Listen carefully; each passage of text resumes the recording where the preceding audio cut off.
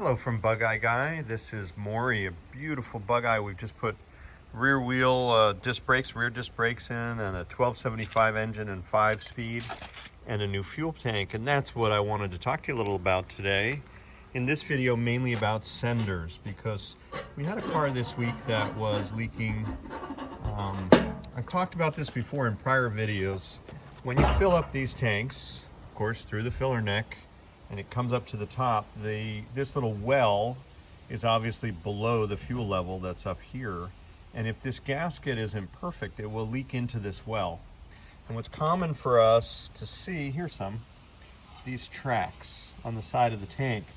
So you fill it up, fuel fills up the well, it's sitting under the trunk floor on these sprites. Remember, there's a trunk floor here, you can't access this without dropping the tank. So the fuel sits in the well, you go around the turns, it runs down the side, and then it stops smelling, and then it doesn't smell again until you fill it all the way to the top.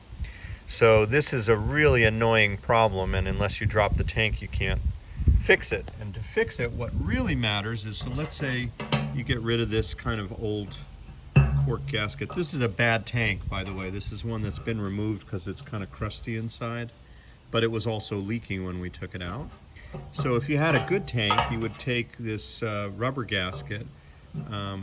This one's made out of Viton, and you'd put it in there, put your sender back in, and make sure you seal the screw holes. But here's the extra trick, and this is what I wanted to make sure was clear in this video. These senders, when they fill up with fuel, or the tanks, when they fill up with fuel, the sender also fills up with fuel. So as this little, effectively a rheostat here, moves as the float moves, it's actually bathed in fuel inside this chamber. And that's why this gasket is so critical. And you might miss that if you weren't familiar. When you get one of these senders and it's all sealed like this, you might be thinking that fuel never gets inside there. But as it turns out, it's wet inside here. And if this is a cork gasket too, which is what comes on these, it will also leak unless it's perfectly sealed. So when you're dealing with this, you just want to make sure you not only seal these screws around the perimeter of the sender, but also the 4 screws for the actual internals of the sender themselves. Other things about these senders, you want to make sure you're really careful with this contact lead. There's just one wire that connects to these, and if you torque this excessively, you'll actually break the fine wire inside the sender.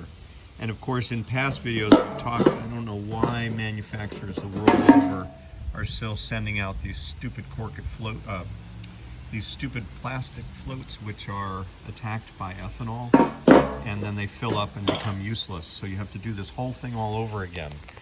If you get one of our tanks that we sell at bugeyeGuyparts.com, you will get a metal sender, you'll get a Viton gasket and a Viton gasket, and also a pressure tested tank. We'll actually pressure test the whole assembly and make sure this can't leak when you fill it up, thus filling the well, spilling the fluid out, and also making the annoying fumes in your garage when you fill up your car. One last thing I want to show you. This is an original type tank, which was a single piece neck, the way they came from the factory. And if you look here, you'll see the corrosion. When this foam gasket sits underneath the neck, you have water. If water gets into your trunk, perhaps because the top gasket is leaking, or, you know, again, in the old days, people left these cars out in the weather. They didn't quite cherish them the way we do now. Some people, anyway. You might get water in this little depression, which will start to corrode all around here. And then the leverage of this neck, well, even if you don't lever it, it might actually rust through. But we've had some of these where somebody will install this, and trying to push it through this gasket up from under the car, you put stress right at this joint. And if it's corroded, you end up with a crack. So that's the second way you'll get fuel tracks on the tank, is if this cracks, you fill it up to this level, or up the neck for that matter, it runs out, saturates the top of the tank, leaves the tracks down the side, and you're right back where we started again, which is to say with a new tank needed. So you want to make sure you pressure test this, and not excessively because you'll blow it out.